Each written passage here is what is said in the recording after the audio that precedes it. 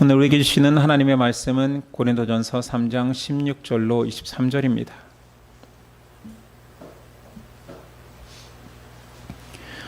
고린도전서 3장 16절로 23절까지 저와 여러분들이 한 절씩 교독합니다. 3장 16절입니다. 너희는 너희가 하나님의 성전인 것과 하나님의 성령이 너희 안에 계시는 것을 알지 못하느냐? 누구든지 하나님의 성전을 더럽히면 하나님이 그 사람을 멸하시리라. 하나님의 성전은 거룩하니 너희도 그러하느니라. 아무도 자신을 속이지 말라. 너희 중에 누구든지 이 세상에서 지혜 있는 줄로 생각하거든 어리석은 자가 되라. 그리하여야 지혜로운 자가 되리라. 이 세상 지혜는 하나님께 어리석은 것이니 기록된 바 하나님은 지혜 있는 자들로 하여금 자기께 빠지게 하시느니라 하고 또 주께서 지혜 있는 자들의 생각을 헛것으로 아신다 하셨느니라. 그런즉 누구든지 사람을 자랑하지 말라. 만물이 다 너희 것이니라. 바울이나 아볼로나 게바나 세계나 생명이나 사망이나 지금 것이나 장래 것이나 다 너희의 것이요 너희는 그리스도의 것이요 그리스도는 하나님의 것이니라. 아멘. 오늘 말씀의 제목은 어리석은 자가 되라. 어리석은 자가 되라라는 제목으로 은혜 나누겠습니다. 우리 지난 시간 교회에 대해서 이야기했습니다. 교회의 터는 오직 그리스도며 성도는 그 교회를 세우기 위해 하나 되어서 힘써야 됨을 말했습니다. 오늘 말씀도 교회의 본질에 대해서 계속 이어지는 이야기입니다. 16절 너희는 너희가 하나님의 성전인 것과 하나님의 성령이 너희 안에 계시는 것을 알지 못하느냐? 바울은 고린도 교인들에게 너희가 하나님의 성전이다 말합니다. 우리가 하나님의 성전이라는 생각은 하지요. 그러나 여기서도 말했듯이 복수형 너희가 성도들이 함께 모여 이루는 공동체를 성전이라고 강조하고 있습니다. 물론 성도 한 사람 한 사람, 여러분 한 사람 한 사람이 성전이 맞겠지만 그 성전을 표현할 때 앞서 집으로 표현했죠. 터는 그리스도다. 그리고 우리 사람들이 이 터를 서로 세워가야 한다. 그래서 완전한 성전은 공동체적 하나됨을 말하기 위해서 이 이야기를 하고 있습니다.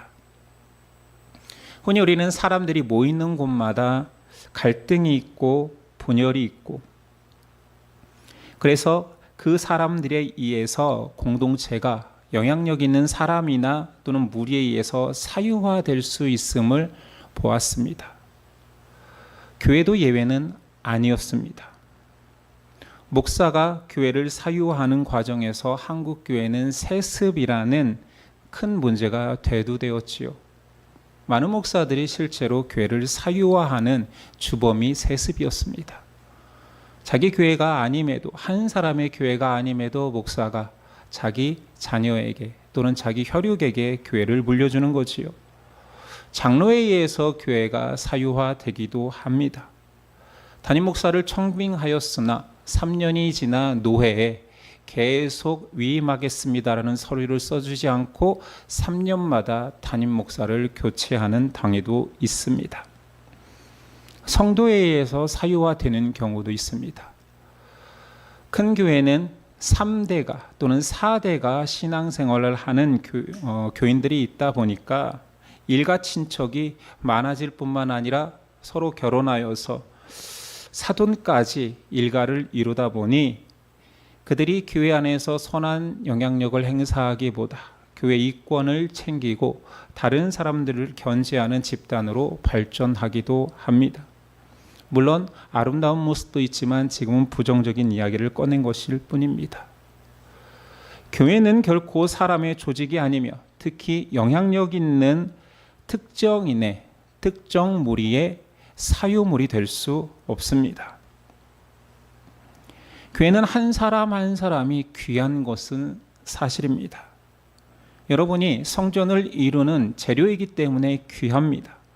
그러나 바울이 지금 고린도 교회에 강조하고 싶은 것은 너 한 사람이 너무 귀하다가 아니라 그 한 사람으로 말미암아 하나 될 교회가 붕괴될 수도 있다. 거룩해야 될 교회가 흠이 생길 수 있다. 공동체의 하나됨을 강조하고 있는 본문입니다. 어떻게 성전이 더러워지느냐? 17절. 누구든지 하나님의 성전을 더럽히면 하나님이 그 사람을 멸하시리라. 하나님의 성전은 거룩하니 너희도 그러하니라.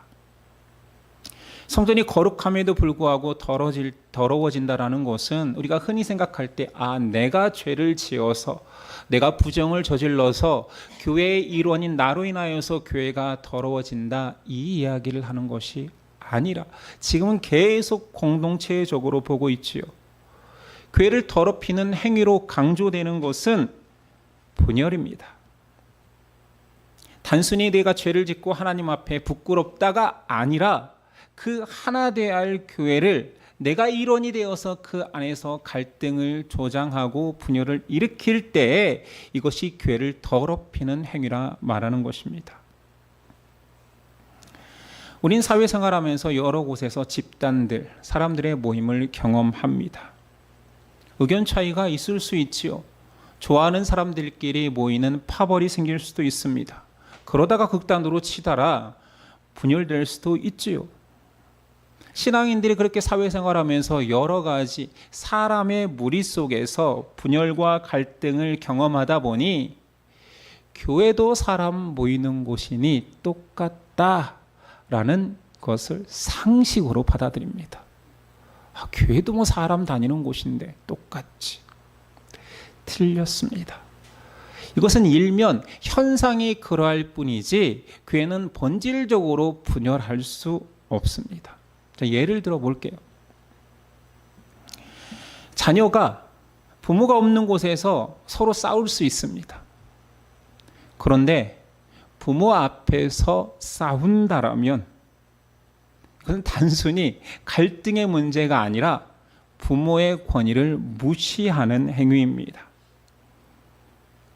앞서 바울은 교회는 하나님, 성령이 거하시는 성전이다 했으니, 자, 이 교회 안에 성령이 지금 계시는 거예요. 그런데 형제 자매가 서로 싸운다, 자녀들이 더 싸운다라는 것은 성령, 하나님을 무시하는 행위에 굉장히 두려운 교만입니다.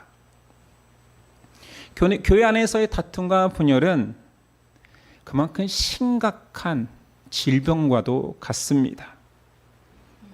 성도가 지금 성도됨, 거룩하게 세워지는 것은 하나됨을 힘쓰는 과정에서 나타나는 건데, 거기서 다툼이 있고 분열을 조장하고 심지어 깨지기까지 한다라면 이것은 단순히 사이가 안 좋고 내가 저 사람과 맞지 않는 문제가 아니라 하나님 앞에서, 하나님 안에서 다투는 거기 때문에 하나님을 무시하는 거며 하나님에 대한 도전에 해당됩니다.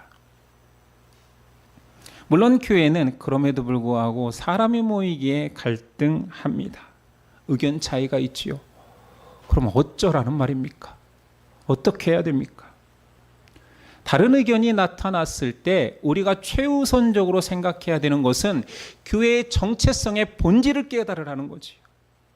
저와 내가 의견이 다르다라면 수렴하는 과정 속에서 분열이 아니라 교회의 하나됨이 근본이라는 생각을 잊으면 안 됩니다. 우리의 하나됨이 깨어질 정도로 서로 다퉈서도 안 되는 것이요, 서로 주장해도 안 됩니다. 여러분, 사람과 다퉈보고 갈등해봐서 알잖아요.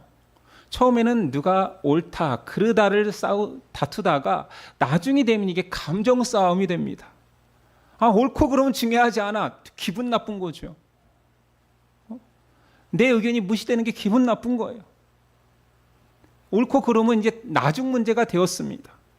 보통 이래서 갈등이 커지지 않습니까? 그래서 공동체 안에서 우리가 하나라는 의식, 우리가 가족이라는, 혈연보다 더 하나님께서 끈끈이 맺어준 그리스도의 피를 수혈받은 형제의 자매라는 생각을 잊으면 안 된다는 거지요. 그래서 공개적으로 분열을 조장하는 말은 피해야 됩니다. 편가르기는 굉장히 극도로 경계해야 됩니다. 그리고 솔직하게 가족들이잖아요. 내 실수나 내 잘못을 다 알잖아요. 고백하지 않아도 알잖아요. 그렇다면 빨리 용서를 구하는 겁니다. 미안하다, 잘못했다라는 것을 쉽게 이야기할 수 있어야 돼요. 누군가가 나한테 그런 용서를 구한다라면, 사과를 한다면 용서도 쉽게 해줘야 됩니다. 빨리 화해하고 하나됨을 추구하는 곳이 교회라는 생각을 그냥 머릿속에 가득 담고 있어야 돼요. 근데 보통은 옳고 그름으로 시작했다가 나중에는 감정이 격화되어서 여기만 교회냐, 네가 나가든지 내가 나가든지 한번 결정을 해보자 라고 용서하지도 화해하지도 회개하지도 않습니다. 교회 안에 갈등을 조장하는 것 또 하나는 은사와 재능을 경쟁하려 합니다. 은사는 섬김을 위한 도구라 했는데도 불구하고 은사가 있는 사람들이 자꾸 자랑하려고 해요. 교회 안에 찬양대가 좀 그렇죠. 찬양팀도 그렇습니다. 아무나 악기 못 다루고 내가 남들보다 노래를 잘 부르니 자기가 아니면 안 된다는 생각을 은연중에 가지고 있습니다. 명심하십시오. 교회 봉사는 유능한 사람이 하는 것이 아니라 하나님께 감사함으로 성실한 사람이 하면 됩니다. 이쯤 되면 교회 안에 무조건 참으라는 말입니까? 갈등이 있을 때마다 모든 문제를 덮으라는 말입니까? 아니요. 성경에도 거짓 가르침이나 불의에 대해서는 침묵하지 말라라고 이야기합니다. 그러면 이것이 서로 상충되는 것이 아니라 갈등이 있고 문제가 터졌을 때 우리가 중심에 결코 잊어서는 안 되라는 것은 교회의 하나됨을 깨뜨리지 않는 선에서 서로 의견을 피력하라라는 거지요. 명백하게 말씀해서 어긋난 거에 대해서는 거부할 수 있고 노할 수 있는 담력도 있어야 됩니다. 그건 깨뜨리는 것이 아니라 아픈 부위를 도려내는 거지요. 아니, 암덩어리가 내 몸에서 자란다고 해서 나는 아니잖아요. 화해하자, 함께 가자 하지 않지요. 분명한 나와 다른, 내 몸과 전혀 다른 반응을 하는 것들, 잘못된 가르침, 거짓 교사의 주장은 버려함이 맞습니다. 자, 여러분, 이제 우리가 사람이기 때문에 갈등할 수 있습니다. 내 의견과 그 사람 의견이 교회 안에 다를 수 있습니다. 어떻게 하라고요? 하나됨이 해쳐지지 않고 우리가 하나 되기 위해서 서로 의견을 나눈다, 서로 협력하자라는 그 의식을 가지고 이야기해야 됩니다. 성도는 단순히 예배를 참여하는 사람이 아닙니다. 성령 안에서 공동체를 하나 되기 위해서 서로 세워가는 존재임을 잊지 마십시오. 바울은 이 얘기까지 한 이후에 이제 우리가 성전으로 함께 세워져 가는 구체적인 방법을 알려줄게. 첫 번째가 이렇습니다. 18절. 아무도 자신을 속이지 말라. 너희 중에 누구든지 이 세상에서 지혜 있는 줄로 생각하거든 어리석은 자가 되라. 그리하여야 지혜로운 자가 되리라. 성경의 특별함, 하나님 말씀의 특별함이 여기 있는 거죠. 지혜자가 되기 위해서 어리석은 자가 되라 말합니다. 여기서 어리석은 자가 되라는 말은 이성적으로 생각하지 말고 지성을 버려라라는 말이 아닙니다. 하나님 십자가의 복음의 능력, 그것을 기억하고 하나님이 나보다 크신 자임을 고백하며 나는 그분을 주인으로 삼는 자녀입니다라는 그 정체성을 가지고 세상에서 자신을 높이려는 그 생각들, 지혜들, 그 모든 것들을 포기하라는 말입니다. 아직도 어렵지요. 어리석은 자가 되라. 특정인을 이야기할 수 없으니 제 이야기로 그냥 여러분들의 이해를 돕겠습니다. 목사가 되면 모든 사람들이 질문하는 것이나 또는 삶의 태도에 대해서 다 알아야 된다라는 강박이 있습니다. 저도 그런 강박이 있었지요. 그래서 꼴사납게도 아는 척을 많이 했습니다. 저것도 알고 저것도 알아야지. 세상 사람들이 저것으로 고민하면 내가 그 해결책을 가지고 있어야지 되는 강박이 있었어요. 근데 나이가 먹으니까 좋은 점은 그렇게 강박적으로 살 필요가 없더라고요. 뭐 나를 다 아는데 내가 그렇게 지혜로운 사람이 아님도 알고 때로는 어떤 부분에서는 뭐 물어볼 수도 있고 조언을 구할 수도 있다라는 걸 서로 알기 때문에 더 많이 지혜로운 척 할 필요가 없어집니다. 그래서 저는 나이 드는 게 좋아요. 더 많이 아는 척 안 해도 되고 모르면 모른다 말해도 되고 그리고 자꾸 말하고 싶어하고 알려주고 싶어하는 그런 강박이 사라져서 좋습니다. 편안하게 내가 알고 있는 거 조언해 줄 수 있는 거 조언하고 모르면 모른다 할 수 있는 것도 나이 들매 여유에서 나오는 것 같습니다. 바울은 교회가 하나 되고 성전이 잘 세워짐에 있어서 너희 그렇게 지혜롭지 않잖아. 어리석은 자가 되라. 19절 이 세상의 지혜는 하나님께 어리석은 것이니 기록된 바 하나님은 지혜 있는 자들로 하여금 자기 꾀에 빠지게 하시는 이라 하였고. 아니 오히려 지혜 있다 여기는 그 사람들은 어리석어서 자기의 꾀에 빠지게 하신대요. 성경에 이 비슷한 예가 있을까 고민하다 보니 떠오른 것이 구약성경 에스더입니다. 에스더는 바사, 성경은 바사라고 하지만 역사 속에서는 페르시아 왕 아하수에로의 아내 왕비입니다. 아하수에로는 영하 300에서 스파르타를 공격했던 그 머리 빡빡이 가마에 앉아서 나는 관대하다라는 명대사를 남긴 그 사람입니다. 그 남자의 아내가 에스더죠. 페르시아 바사의 제상 하만은 에스더의 민족 유대인들이 힘을 얻는 것을 질투하여서 에스더의 혈육 모르드게를 모함해서 죽이려 합니다.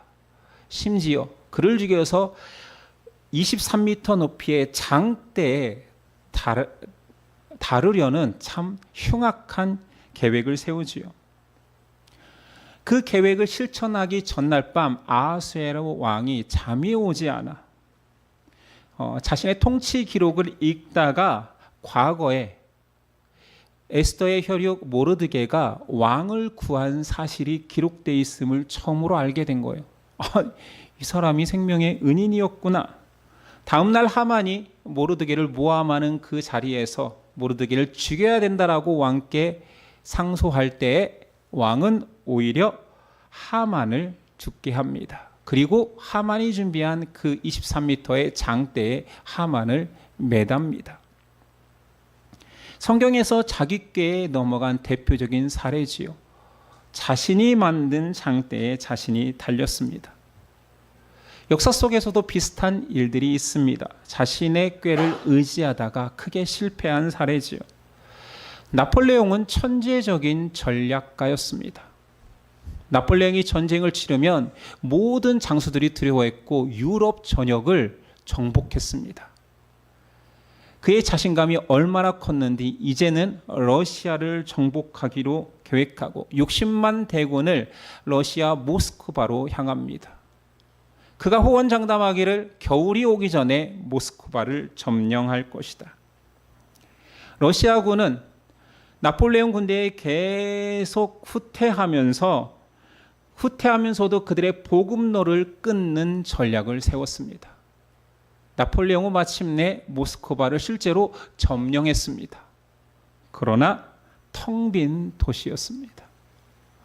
겨울이 찾아와 프랑스군은 그 모스크바에서 혹한과 기아로 60만 대군이 3만 명이라는 괴멸적 패배를 당합니다. 이때부터 유럽에서는 나폴레옹도 전쟁에서 질 수 있구나. 그의 명성이 금이 가기 시작했고 그때부터 나폴레옹은 내리막, 몰락의 길을 걸었습니다. 역사가들은 말합니다. 나폴레옹이 너무 지혜로웠기 때문에 자신을 신뢰했다. 그 지혜가 오히려 그의 몰락을 불렀다라고 평가합니다. 두 가지였지만 사람의 지혜는 한계가 있고 사람이 어떤 일을 함에 있어서 지혜가 있는 사람조차도 내가 이것을 실패하는 것은 더 큰 지혜가 없어서 실패할 거라고 착각합니다. 더 큰 지혜가 없어서 실패하는 것이 아니라 자신의 지혜를 과신하다가 스스로 파멸의 자리로 들어가는 경우가 더 많습니다. 하물며 성도가 창조주 하나님 앞에 나와서 스스로 지혜 있다 하는 모습은 얼마나 유치하고 가소롭겠습니까? 고린도 교회는 그랬다는 거예요. 내가 철학을 배웠잖아. 내가 고린도 사회에서 영향력이 있잖아. 그러니 이 교회 안에서도 내 지식을, 내 영향력을 받아들여야지. 나는 개척자 바울이 아니라 저기 사도 중에 한 명인 게바의 지식을 따르는 사람이야. 바울은 말을 못했잖아. 말 잘하는 우리 설교자 아볼로를 나는 추종하는 자야. 20절. 또 주께서 지혜 있는 자들의 생각을 헛것으로 아신다 하셨느니라. 하나님 보시기에 너무 미천하다라는 것이요. 사람의 똑똑함이, 지혜로움이, 사람의 명철함이 하나님 보시기에는 그냥 피조물의 잘난 체일 뿐인 거예요. 앞서도 이런 표현이 있었죠. 고린도전서 1장 25절. 하나님의 어리석음이 사람보다 지혜롭고 하나님의 약하심이 사람보다 강하니라. 그러므로 참 지혜자는 하나님 앞에서 지혜를 자랑하지 않습니다. 하나님을 높이지요. 지혜 왕이신 그분 앞에 자신을 낮추고 의지하는 자들입니다. 이것이 바울이 말하는 성전을 세우는 첫 번째 방식, 어리석은 자가 되라는 뜻입니다. 무슨 말이에요? 내가 어리석다 나 못났다 말하고 다니라는 것이 아니라 나보다 더 크신 하나님이 계시기에 나는 그 앞에서 자랑할 수 없다. 겸손히 그분의 뜻을 따라간다. 이것이 어리석은 자가 되라는 뜻입니다.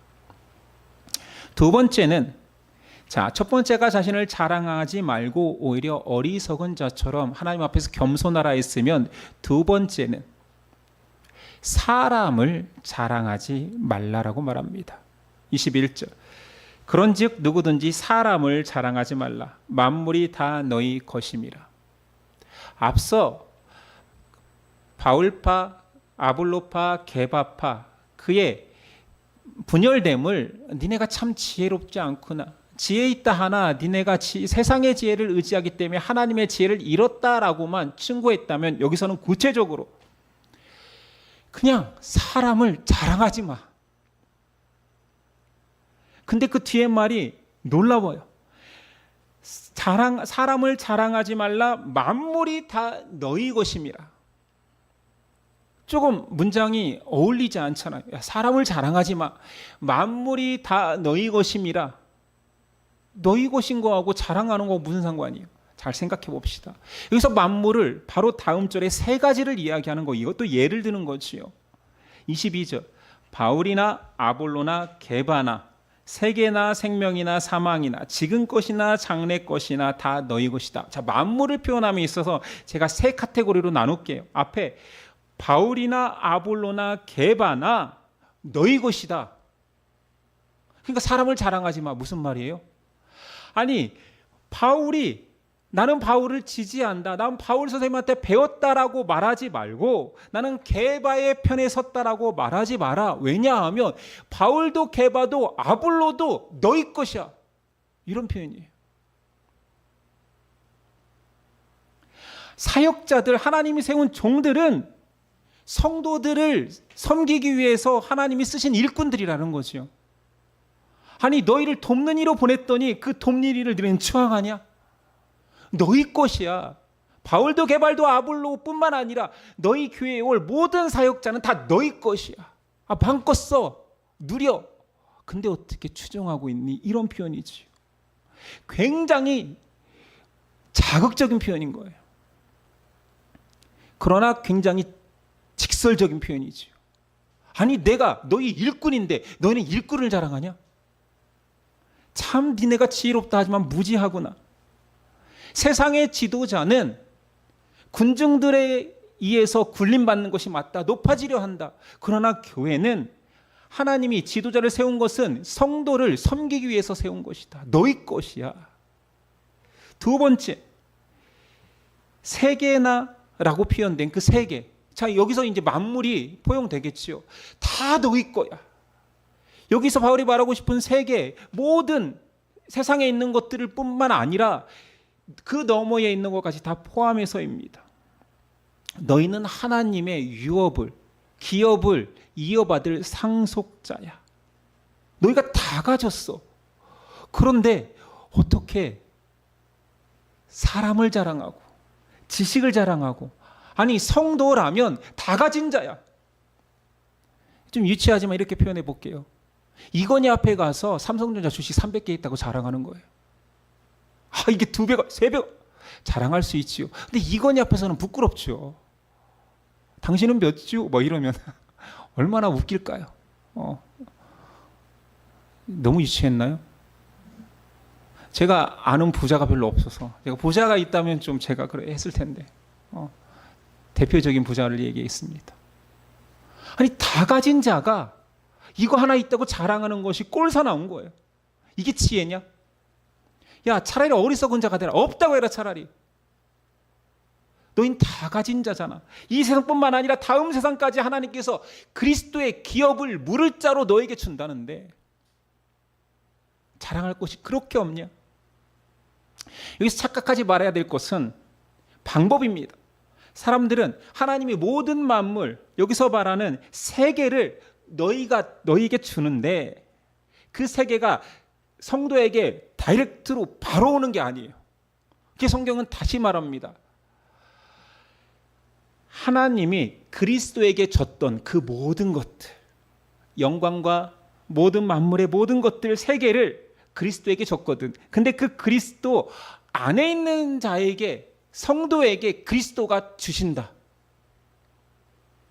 그러니까 하나님에 있는 것이 그리스도에게 위임되었고, 그리스도 안에 있는 것이 그 그리스도를 고백하는 성도들에게 다 준다라는 거예요. 왜 이야기를 꺼내느냐? 한국 교회에 특이한 성향이 있으니 여기다가 한 단계를 더 집어넣어요. 그리스도가 성도에게 주는 것이 아니라 이 사이에 목사, 사역자. 고린도 교회 똑같다라는 거죠. 바울이 준 것처럼, 아볼로가 준 것처럼, 게바가 준 것처럼 집어넣는다라는 거예요. 그래서 하나님하고는 안 친한데 목사하고는 친해지려고 합니다. 하나님 섬기는 건 잘 몰라도 목사 섬기는 건 좋아해요. 목사가 바뀌면 멘붕이 와요. 이제 누구를 섬기지? 다음 목사님이 오시면 또 다시 시작인 거예요. 왜 그러냐면 그거밖에 연습을 안 했으니. 만물을 누리라고 했고 모든 세계가 너희 것이라고 했는데 목사를 통해서만 주입받은 버릇이 있기 때문에. 아니 하나님과 사람 사이에 누군가 사람이 있다라면 그것을 우리는 샤먼이라고 하잖아요. 신과 인간의 매개체, 샤먼이죠. 목사를 무당 만드는 한국교회. 자, 모든 만물이 너희 것이다. 세 번째 22절 뒷부분 보니까 생명이나 사망이나 지금 것이나 장래 것이나 이 사망이 나온다라는 거. 여기서의 사망은 사망도 너희 거야. 만물이 너희 거니까 사망도 너희 거가 아니라 사망으로 죽을 수밖에 없는 우리가 부활과 영원한 생명으로 넘어가는 통로로 사망을 삼을 수 있다. 이것을 우리는 신앙 고백으로 다 내재되어 있는 거지요.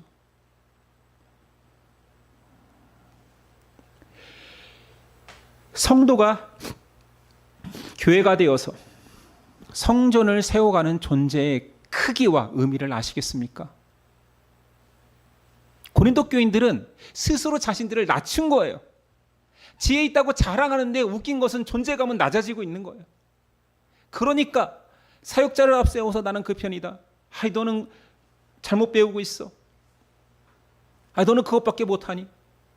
계속 분열하고 있는 거지요. 다 가졌는데. 자랑할 것이 하나님 안에 가득한데 편가르기로 자랑하고 있는 것입니다. 성도의 크기. 그래서 베드로는 고백하지요. 너희는 거룩한 나라다. 나라와 같은 존재다. 너희는 왕 같은 제사장이에요. 이런 존재감을 가지길 원하는데 자꾸 제가 어떻게 왕일 수 있어요? 잘못된 겸손으로 누군가를 앞세워서 저는 이 목사님을 너무 존중해요. 존경해요. 이 목사님의 어록을 저는 가지고 있어요. 그 목사님 설교를 저는 다 듣고 있어요.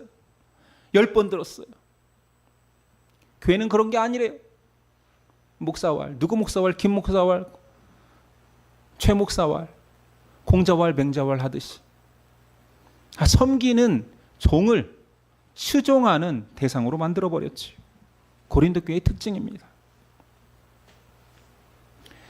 하나님의 성전된 자들이 꼭 명심해야 되는 것을 오늘 또한 이야기합니다.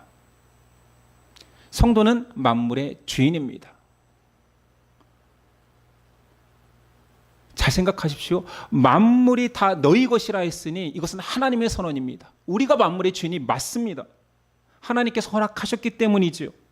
그렇게 놀라운 존재가 되었는데 사람을 앞세워 또는 어떤 열심을 앞세워 어떤 직분을 앞세워 나를 자랑하는 것은 참 못난 것입니다. 만물의 주인 같은 모습은 아닌 거지요. 그러나 이 모든 것 만물의 주인이 되기 위해선 마지막 절이 중요한 거죠. 조건이 있어요. 성도 그 자신 또한 주인이 있습니다. 23절 너희는 그리스도의 것이요 그리스도는 하나님의 것이니라. 이런 존재론적이 있는 사람만이 만물의 주인 되는 것입니다. 오늘 말씀 23절을 통하여서 만물의 주인이 되는 자격을 얻는 거지요. 이 말씀 없으면 우리는 만물의 주인이라 칭함받을 수 없습니다. 이것은 이기적으로 네가 주인이야. 사람이 만물의 영장이야. 가장 높은 곳에서 섬김받는 존재야. 이렇게 자기중심적으로 해석하란 말이 아닌 거예요. 23절에 의해서 결론 지어지는 거지요. 너희는 그리스도 안에서만 그리스도 소속이 되었을 때 만물 아래 허락된 사람이 누릴 수 있는 하나님 그의 자녀 독생자가 누릴 수 있는 영광까지도 누릴 수 있는 존재 다 가질 수 있는 존재다. 미래나 과거나 사망이나 생명이나 그 모든 것들을 포함한 세계 다 너희 것이다. 단 그리스도 안에서 그리스도가 소유로 삼은 자만이 만물의 주인이다 말하고 있습니다. 자, 여러분들이 기억해야 되는 것은 성도는 누구 편도 아닙니다. 친한 담임 목사 편도 어떤 부목사 편도 마음의 고향처럼 예전에 거쳐갔던 그 목사님 나는 언젠가 그 목사님을 만나서 교회를 이룰 거야. 그런 편 없습니다. 바울 편도 아볼로 편도 게바 편도 아닙니다. 누구 편이라고요? 그리스도 안에 있는 자는 다 하나입니다. 교만한 고린도 교인들은 또 똑똑한 사람들이 네 파당을 형성했는데 그 마지막이 그리스도파였잖아요. 그 그리스도파와 지금 내용은 다른 내용입니다. 우리는 하나 되어서 모두 다 예수님 안에 있는 놀라운 존재라 말하고 있는 것입니다. 자, 현대 교인들 여러분들은 나는 누구 편이다 라는 의식이 없을 수도 있어요. 그렇다고 해서 내 안에 나 스스로를 높이는 모습이 없다고 할 수는 없습니다. 다른 양상으로 나타날 뿐이지요. 여러분 안에 실제로 바울 있습니까? 게바 있습니까? 김 목사, 최 목사님, 문 목사님 계십니까? 아니잖아요. 추종하는 사람이 없잖아요. 그런데도 우리 안에 고린도 교인들과 비슷하게 나타나는 모습은 내 안의 삶 속에서 영향력 있는 누군가를 추종하는 모습으로 등장하기도 하고, 또는 나를 더 높이거나 드러낼 수 있는 어느 것들, 나는 이 학교 나왔다, 나는 이런 직장 가졌다, 나는 이런 집 산다, 나는 이런 차 산다라고 하는 그런 유치한 모습으로도 나온다는 거지요. 그래서 우리의 질문은 바꿔야 돼요. 내가 누구의 사람인가가 아니라, 우리 정답을 알잖아요. 그리스도 안에 있으면 모든 것을 누리는 만물의 주인이 될 수 있다면 나는 그리스도의 사람인가? 또한 우리가 하나 되어서 성전이 되어가는 입장이라면 저 사람도 그리스도의 사람인가? 이 질문으로, 이 시선으로 바꿔야 됩니다.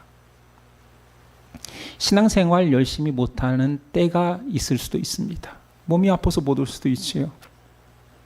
가족 문제로 못 올 수도 있습니다. 그때마다 저 사람은 왜 이러지? 이것이 손가락질하는 모습이 아니라 저 사람을 어떻게 도와야 나와 하나가 될 수 있을까라는 시선으로 봐야 됩니다. 내가 그리스도의 사람인가를 묻는다라면 항상 내 안에 허락된 나와 하나 될 사람과 어떻게 해야 하나 될 수 있을까를 고민하기 때문입니다. 우리는 함께 지어져 가는 하나님의 거룩한 성전입니다. 여러분들은 그 하나됨을 위해서 어떤 노력을 하고 있습니까? 명심합시다. 성도라는 존재는 성령이 거하시는 교회로서 당연히 거룩을 꿈꿔야 되고, 세상의 지혜보다 하나님의 지혜를, 사람 자랑보다 하나님의 자랑을 더 행하는 자로서 그리스도 안에 속한 공동체를 하나 되기 위해서 힘써야 되는 자입니다. 우리 고린도전서 1장부터 지금까지 왔지만 주제는 하나였습니다. 여러 이야기를 나눈 것 같지만 분열하는 가장 큰 문제인 그 문제를 해결하기 위해서 그리스도 안에 들어온 자는 하나를 꿈꿀 수밖에 없다. 그 하나 안에서 너무 많은 것들이 누려지기 때문에 자랑할 것이 없다. 그러니 누군가가 자랑한다라면 아이고 못 가져서 자랑하는구나. 아이고 한중 같은 소유를 가지고 있기 때문에 자랑하는구나. 나는 만물을 가진 자인데, 나는 그리스도 안에서 모든 것들을 누린 자인데 라고 그냥 나는 잘 모르는데 어리석은 척하면 됩니다. 아니 척이 아니죠. 실제로 어리석게 여기면 돼요. 나 자신을.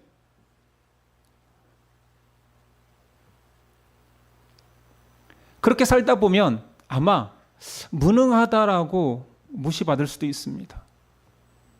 너는 아는 것도 없어. 때로는 융통성 없다고 질책을 받을 수도 있지요. 너는 왜 이렇게 막혔냐? 교회 다니는 사람 다 그렇지 않은데 너는 좀 융통성이 없어 보여. 가족들한테도 그런 소리를 듣잖아요. 너는 왜 꼭 그렇게 너만 교회 다니는 사람처럼 가족들이 뭐 여행도 다니고 같이 시간도 좀 보내고 그러면 좋지. 꼭 너는 뭐 예배가 중심인 것처럼 살더라. 눈총을 받을 수도 있죠. 그러면 그때 뭔가 똑똑한 척 그것이 신앙입니다라고 하지 말고 그냥 바보스럽게 아유 그래도 예배는 가야죠 이러면 되는 거잖아요. 우리가 어렵게 설명합니까? 대단한 믿음이 있는 것처럼 자랑하지 말고 그 사람들도 신앙을 가졌는데 놀러 올 때는 얼마나 찔림이 있겠어요. 너나는 가짜야 이러지 말고요. 그냥 아유 갔다 올게 빨리 올게. 와서 설거지는 내가 할게. 변하지 않는 성도의 정체성은 그리스도 안에 있을 때만 유지됩니다. 그리스도가 멀어질수록 자기의 정체성이 흔들리기 시작합니다. 자랑하고 싶고 내 행위에 대해서 변호하고 싶고 높아지고 싶고 이런 행동들이 계속 쌓이는 거지요. 그리스도 안으로 들어오십시오. 그런 거로 변명도 별로 필요 없습니다. 자랑할 게 뭐 있습니까? 우리 서로 다 똑같이 다 가진 자. 하나님이 그리스도의 안에 허락된 그 모든 기업을 받을 자인데, 만물의 주인인데, 주인이 왜 그렇게 비굴하게 사십니까? 성도는 그 정체성, 만물의 주인이기 위해서 그리스도 안에서 내가 모든 것들을 누린다. 죽음을 초월하여 장차 올 하나님 나라의 영원한 상속자임을 기억합시다. 그러기 위해서 다시 말합니다. 그리스도 안에 깊숙이 들어오는 흔들리지 않는 믿음을 가질 때야지만이 우리의 정체성이 흔들리지 않습니다. 우리는 그리스도의 것입니다. 기도하겠습니다.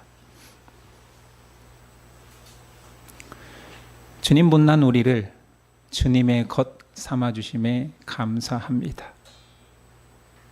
세상은 우리의 가치를 모릅니다. 우리의 가치는 그리스도 안에 있기에 빛납니다. 우리도 우리의 가치를 망각할 때가 있습니다. 그래서 작은 것을 자랑하고 작은 지식을 아는 체하고 못난 나를 발견할 때마다 변명하고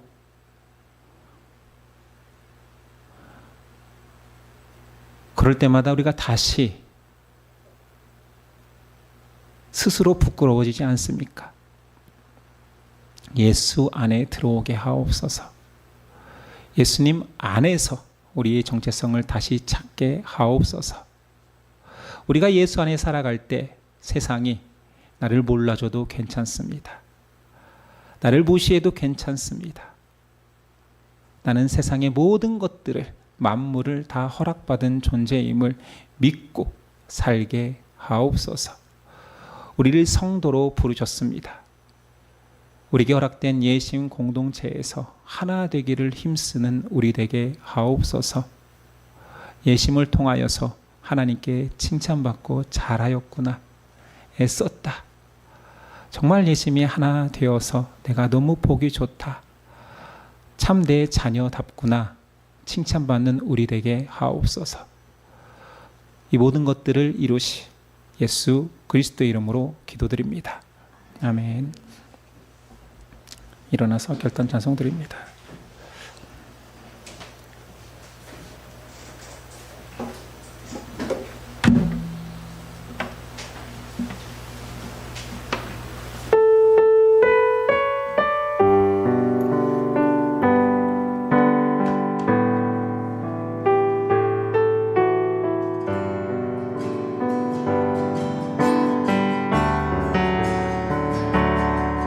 나를 치신 이가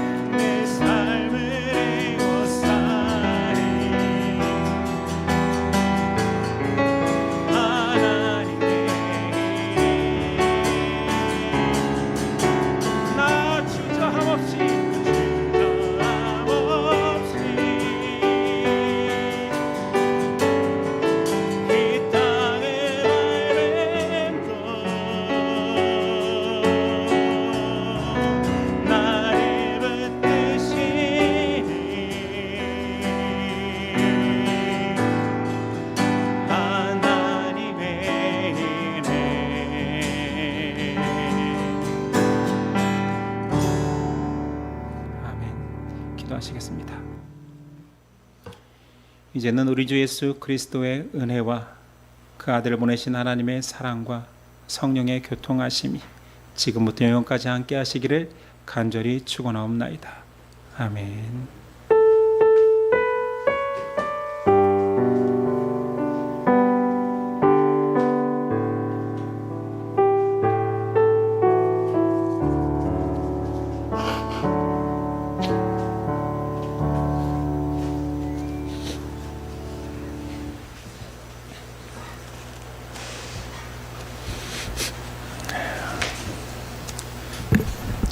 우리 옆 사람과 우리 서로 인사했으면 좋겠습니다. 2번 하겠습니다. 당신은 그리스도의 소유입니다. 한 번 더 합니다. 소중히 다룹시다. 예, 여름 수련회와 모임 모든 일정이 초등 2부를 끝으로 다 마쳤습니다. 초등 2부 어제 행사에 큰일 날 뻔한 일이 있었는데 다행히도 잘 해결되었습니다. 안전하게 모든 일정을 마치게 해주신 하나님께 감사하고 여러분들이 여름 내내 수고 많으셨습니다. 오늘은 8월 셋째 주 소그룹으로 모입니다. 광고했다시피 소그룹 멤버가 변경되었습니다. 팀은 밴드 공지를 확인해 주시기 바랍니다. 예배를 마치겠습니다. 한 주간도 승리하십시오.